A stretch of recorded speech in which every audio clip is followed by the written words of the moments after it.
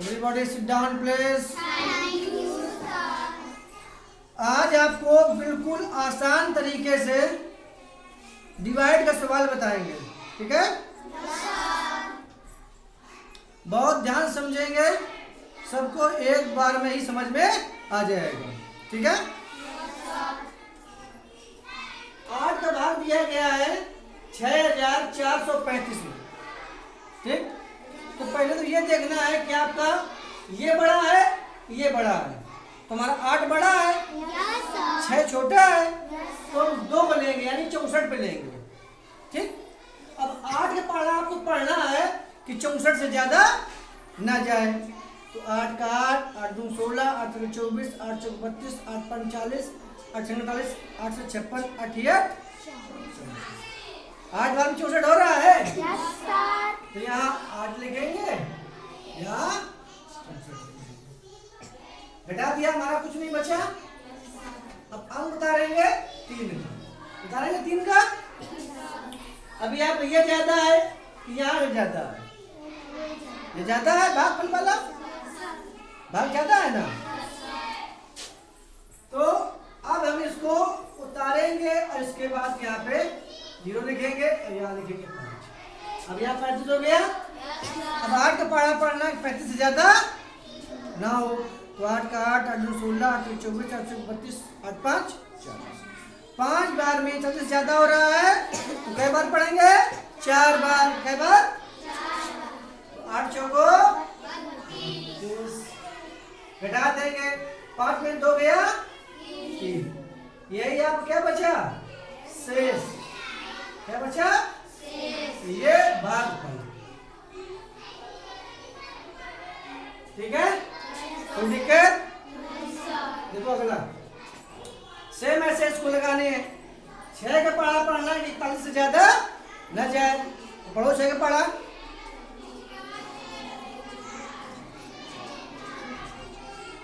6 सत्ते 42 ज्यादा हो रहा है 7 बार में, कितने बार पढ़ेंगे?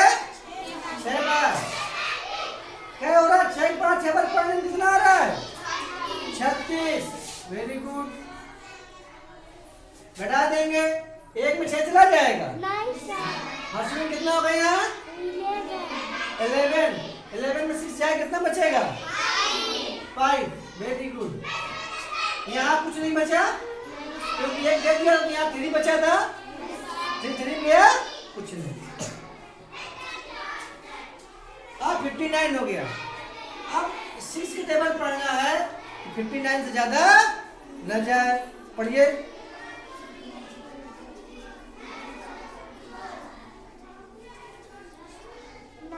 6 10 जा 60, ज्यादा हो रहा है। क्या बार जाएगा? 9 बार। Very good. कितना आएगा? 54। घटा देंगे, 9 में 4 जाएगा, कितना बचेगा? 5। हम उतारेंगे 6 का। अब 56। अब आपको 6 के टेबल पढ़ना है कि 56 से ज्यादा ना जाए। पढ़ के देखिए। हैं? Very good. 9 बार गिर जाएगा। 6 9 जा 54। घटा देंगे, 6 में 4 गया, हम उतारेंगे। अब 6 के टेबल पढ़ना है कि 24 से ज्यादा न जाए। पढ़िए। 4 बार में कितना हो रहा है? 24। Very good. 6 4 जा 24। घटा दिए, 4 4 गया, कुछ नहीं। 2 में 2 गया, कुछ नहीं। ये आपका आ गया भागफल। क्या आ गया? भागफल। ठीक है? शेष कुछ नहीं बचा, शेष कुछ नहीं बचा। ऐसे ये है। अब इस देखिए, इसमें आपको 12 पारा पढ़ना है। 12 पारा आता होगा तभी सवाल बना पाएंगे, नहीं आता होगा तो नहीं बनाएंगे। 12 पढ़ा पढ़े, 34 से ज्यादा न पढ़। 12 12, 12 24, 12 36, ज्यादा रहा 3 बार में। कितने बार पढ़ेंगे? 2 बार। 2 यहाँ लिखेंगे। 12 दूनी 24। 24। 4 और 4 गया 0, 3 में 2 गया 1, हम उतारेंगे 3। अब 12 पारा पढ़ना है, 103 से ज्यादा ना जाए। तो 12 पारा पढ़िए। 12 12, 12 24, 12 36, 12 48, 12 50, 12 72, 12 84, 12 96, 12 9 108। 9 बार में 108 ज्यादा हो रहा है। कई बार पढ़ेंगे? 8 बार। 12 टे 96, 12 टे 96। अब 13 में 3 से 6 जाएगा नहीं, यहाँ से लेंगे, यहाँ 13 होगा। 13 में 6 क्या बचेगा?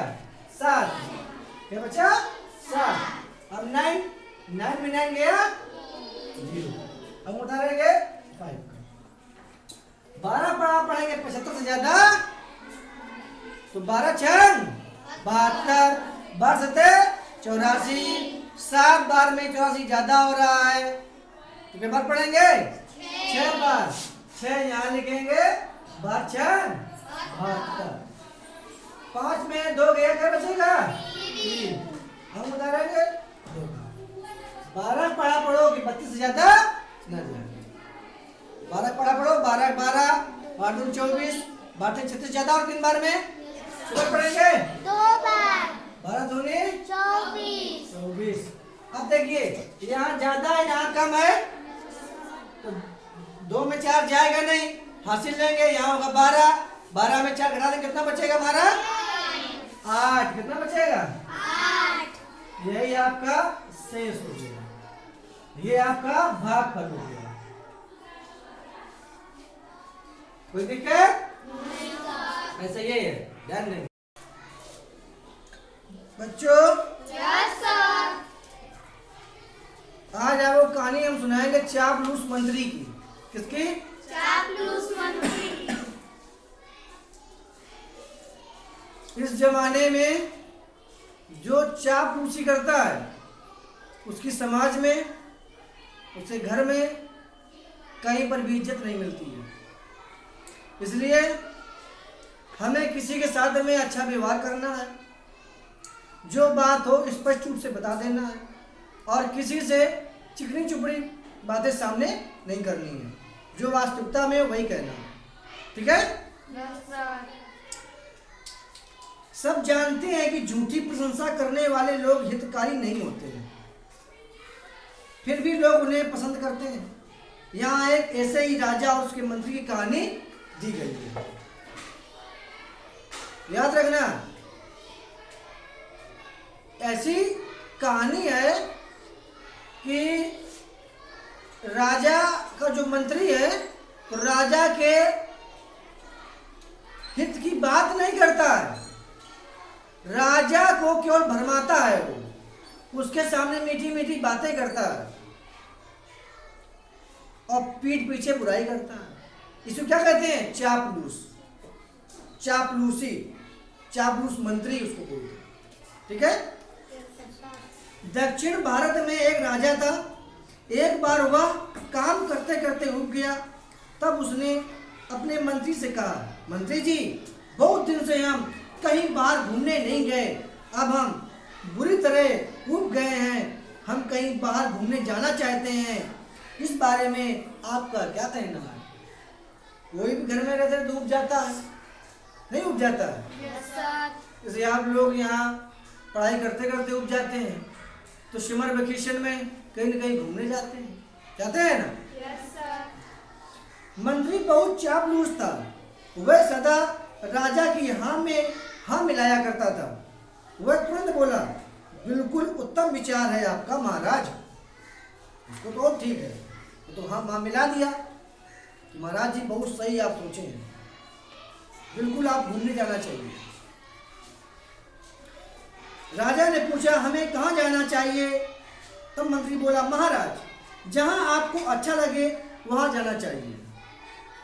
राजा ने कहा, क्यों ना हम गंगा स्नान करने चलें? मंत्री तपाक से बोला, बड़ा शुभ विचार है, ऐसा करने से धर्म लाभ भी होगा और आपका मन भी बहल जाएगा। राजा ने पूछा, क्या चलने का कोई शुभ मुहूर्त निकलवाया जाए? ने कहा, महाराज शुभ मुहूर्त तो साधारण लोग को निकलवाना पड़ता है, राजा के लिए तो उसकी इच्छा का शुभ मुहूर्त होता है। आप जब भी चलने का विचार करें वही शुभ मुहूर्त है। लेकिन ये गलत बात है, चाहे राजा हो चाहे भिखारी हो, सबके लिए भगवान बराबर समझते हैं। कोई शुभ काम करो, कुछ भी काम करो, उसका मुहूर्त निकलवा कर ही करना चाहिए। शादी ब्याह होता है उसमें शुभ मुहूर्त निकलता है, मकान बनता है शुभ मुहूर्त निकलता है, कब से नींव खुदाया जाए, होता कि नहीं होता? हाँ। यह सुनकर राजा को अच्छा लगा। वह बोला, मंत्री जी किसी सवारी का प्रबंध भी तो होना चाहिए। मंत्री बोला, क्यों नहीं महाराज, सवारी का प्रबंध तो करना ही होगा। गंगा जी बहुत दूर हैं, लेकिन महाराज आपके पास सवारियों की कमी थोड़ी ना है। राजा ने पूछा, इस यात्रा में कौन सी सवारी सबसे बढ़िया रहेगी? मंत्री ने तुरंत कहा, वही सवारी ठीक रहेगी जिसमें आपको आराम मिले, मतलब उसके यहाँ में यहाँ मिलाते चले जाना है उसको।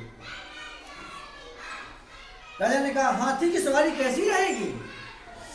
मंत्री उत्साह से बोला, वाह क्या कहना, बड़ा उत्तम विचार है आपका। हाथी की सवारी का कोई जवाब नहीं है, आराम से चले जा रहे हैं, सब कुछ देखते हुए, जहां मन किया रुक गए, फिर देखने लगे, सावधान भी हो गए। किसी रईस की सवारी से कोई चला आ रहा है, लोग देखने के लिए व्याकुल हो जाएगा अगर हाथी से आप चलेंगे तो, ठीक है। तब राजा ने कहा, लेकिन मंत्री जी गंगा जी तो बहुत दूर है, हाथी तो चींटी की चाल चलता है, वहां तक पहुंचने में महीना लग जाएगा। मंत्री बोला, ये बात तो है महाराज, हाथी तो वास्तव में बहुत सुस्त जानवर है। देखिए अब उसकी हाँ में हाथ पे मिला रहा। राजा ने कहा, बहुत सुस्त जानवर है, धीमे धीमे जाएगा, हमको महीनों लग जाएगा। तब मंत्री क्या बोला, बिल्कुल सही कह रहे महाराज, काफी समय लग जाएगा। फिर उसकी यहाँ में यहाँ मिलाने लगा। राजा बोला, फिर क्या करें, ऊंट ले लें? मंत्री ने उछल कर कहा, ऊंट बिल्कुल ठीक रहेगा महाराज, इससे उत्तम सवारी कोई नहीं है। अपनी लंबी लंबी टांगों से दिन में ही बहुत दूरी तक यात्रा कर लेगा, जिसे चलने में दूसरों कोई कई दिन तक लग जाते हैं, वहां ऊंट से बढ़कर कोई सवारी आप नहीं है। कहना ऊंट बेस्ट है आपके लिए, उसी से आप जाइए गंगा स्नान करने के लिए। राजा ने कहा, सो तो ठीक है, लेकिन लंबा सफर है, ऊंट पर बैठे बैठे ऊपर निकल आएगा, कमर तो टूट ही जाएगी। राजा ने कहा, वो तो सही है, लेकिन हाथी से कुछ तेज चलेगा और हम बैठे बैठे उग जाएंगे, कुबड़ भी निकल आएगा, कमर भी दर्द करेगी। तब देखिए मंत्री क्या कह रहा है।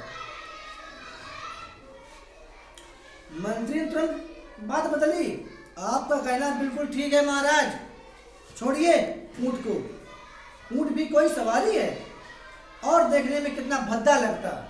देखिए उसके यहाँ में यहाँ भरने लगा। फिर राजा बोला, मेरे विचार से घोड़ा ठीक रहेगा। मंत्री ने कहा, आपने तो मेरे मुंह से बात छीन ली, आपने तो मेरे मुंह से बात छीन ली। घोड़ा बहुत शानदार सवारी है, चाहे मैदान हो या पहाड़, घोड़ा सब जगह चला जाएगा, घोड़ा वीरों की सवारी है। फिर उसके हाँ हाँ भरने लगा।